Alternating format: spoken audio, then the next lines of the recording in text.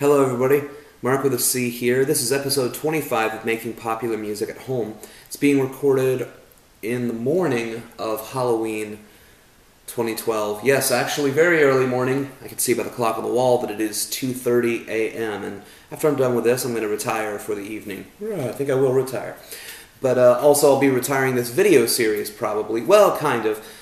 This is the last one you'll see while the campaign is live. There's a chance I might film some other pertinent things, like, maybe playing the test pressing for the first time, but also probably not. Unless you raise your voice and you're like, Mark, seriously, document more shit. Then I'll try to remember to do it, but right now I'm kind of burnt out on documenting everything, and I hope you'll understand. But right now, as of this taping here on October 31st, we are at 108% of the popular music goal. So we did not only meet the goal for the project, but we kind of collectively punched it in the face repeatedly. Now, I know that sometimes I can be a pretty snarky guy, and there are even moments where you probably can't tell whether or not I'm kidding. And, but seriously though, take this to your grave. I'm not fucking with you. Thank you so much for believing in this project and making it happen and making it a reality.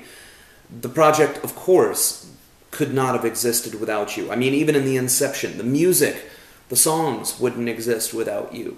And the fact that it will exist in a physical manner is due to you as well. I'm humbled to the point where words fail me in showing my gratitude, and I'm normally a pretty verbose guy. So, from the bottom of my heart, thank you very, very much for your support on the Popular Music Project.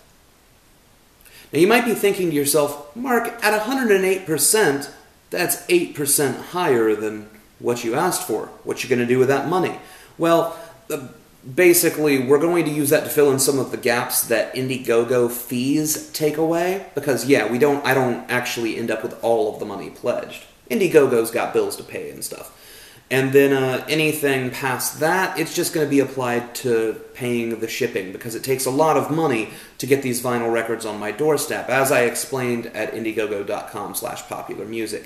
You see, the way that I do this is I'm doing it through a plant in San Francisco, and they ship the masters off to the Czech Republic, who then mass produces it, and then, for no good reason, they ship it back to San Francisco, who then ships it to me.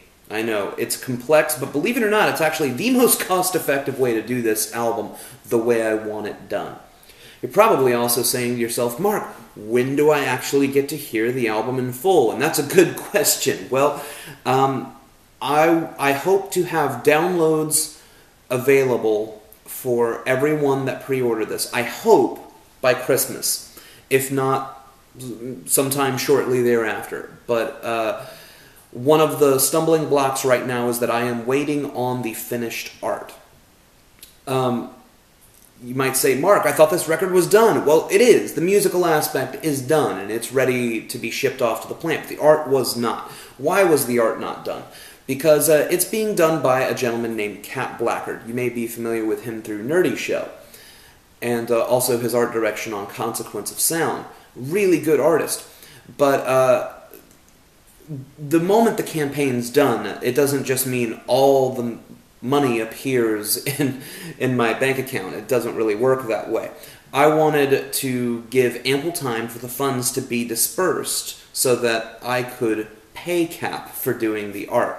So his deadline is actually around November 15th to get me something. Now the campaign ends on November 3rd, but then it takes almost like 2 weeks for them to send the money to me. You get where I'm going here. But when I have that art, then I will show it to you, and then once we're all happy with it and everybody's ready to go, then we'll apply that to download codes, and more is coming. But hopefully you'll be able to hear the record in full by December, late December.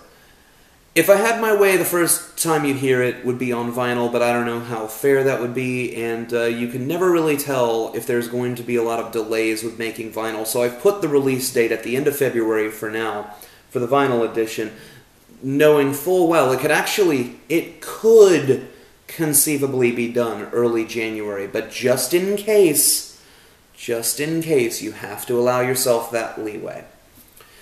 Some other things that I wanted to talk about here were I shouldn't go on and on about it, but I was so ready to lose my mind while in the last week of doing the popular music campaign, and I was really terrified that I bit off more than I could chew in this bit of living art that was really sort of a record about how no one listens to records anymore, even when they tell you, this is what I want the record to be. I was kind of afraid it was going to come true, and that part hadn't dawned on me, that I could, very well fail in public to get a point across, but really, who am I getting that point across to if no one hears the record, and if it's not finished? And I was coming up with all these extreme situations on how that was going to go down.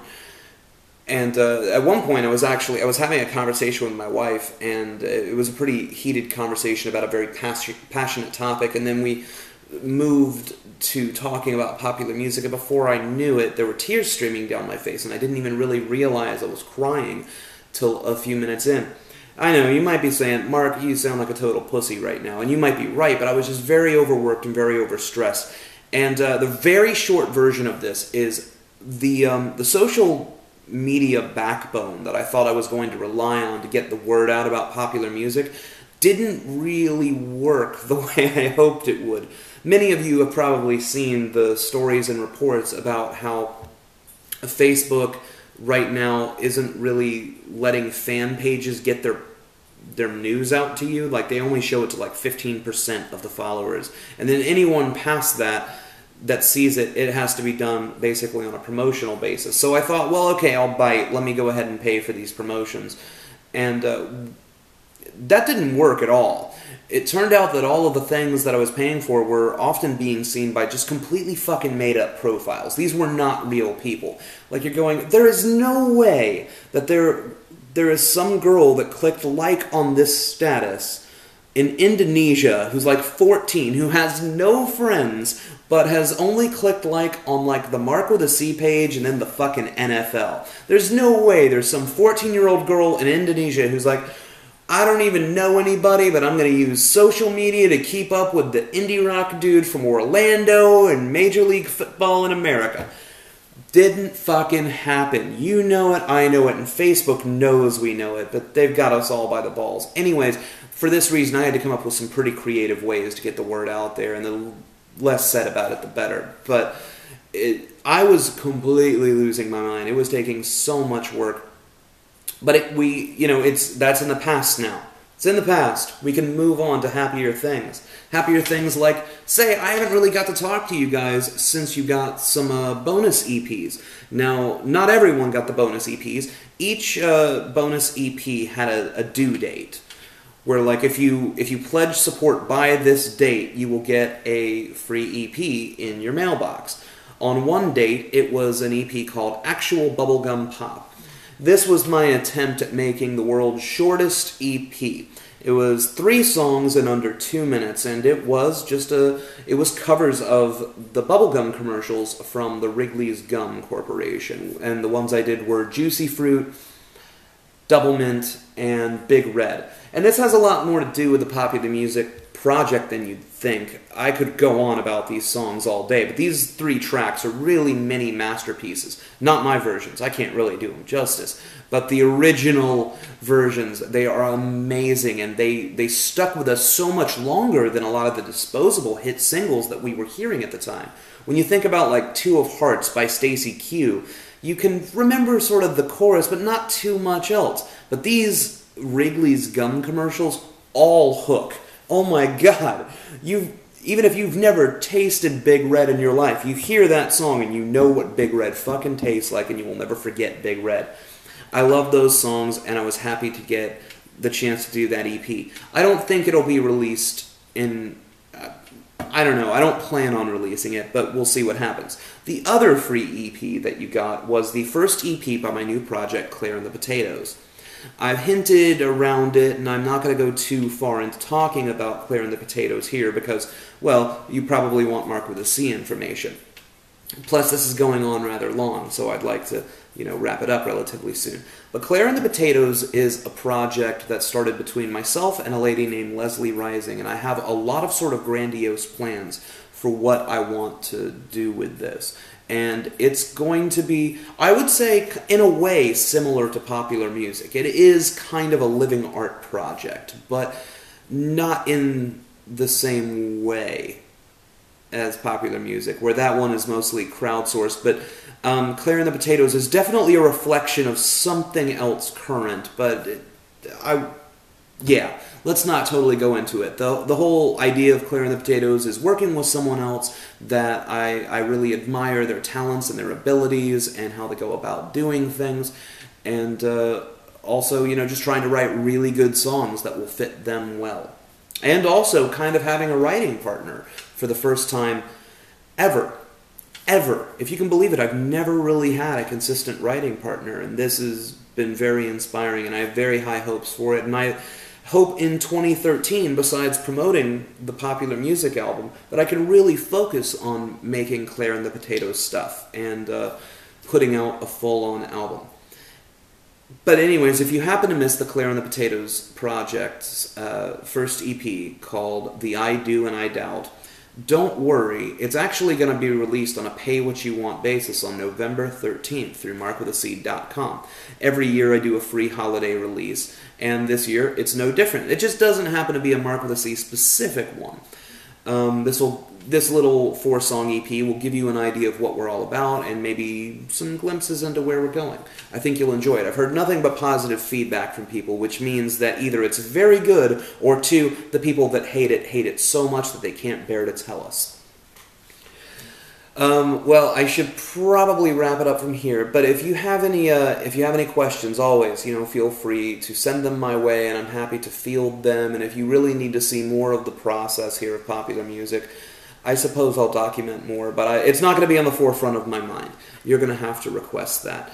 Also, before I run off here, I do want to say, there's so many people I should say thank you to in making this project, but the ones that absolutely must be thanked, bar none, number one, first and foremost, is my wonderful wife, Nicole.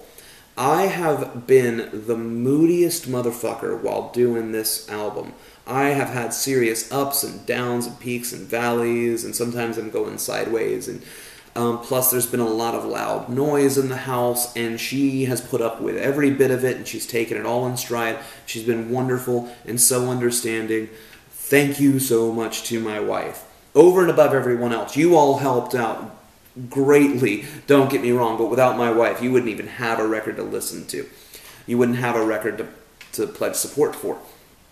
But besides that, everyone who either did some kind of public service by, to get the project out there, maybe you posted it on Facebook or Twitter or your Tumblr, maybe you reblogged something that I had said. Thank you very much for doing that. Thank you for getting the word out. Without you guys, absolutely, we couldn't have done this. Everyone who individually pledged, I know that money is super tight all around the world, but I appreciate you trusting Mark with a C with your entertainment dollar, and I hope you'll like the record when you get it.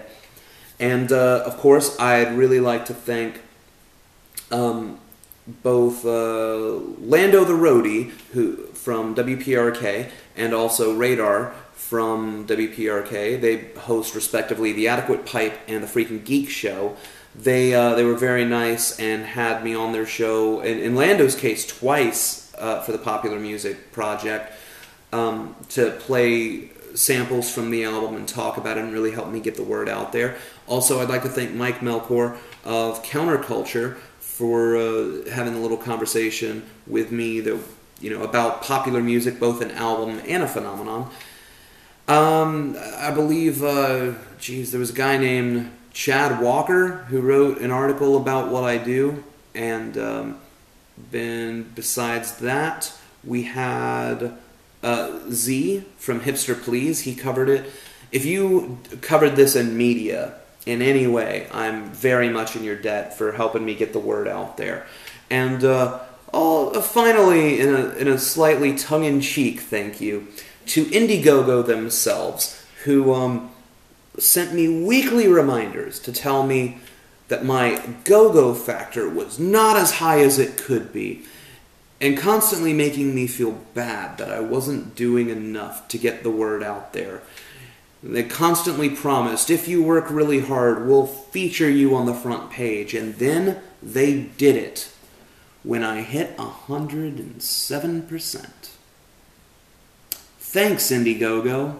But no, really, thanks, Indiegogo. Without your service, no record. Alright, guys. Mark with a C here, logging off, signing off of the Making Popular Music at Home series. This has been a long road. Thank you very much, all of you. I'm going to go get some rest now, and I hope you like the record. This record can't be popular till you decide it is, and you decided it is. Thanks, my friends. Take care.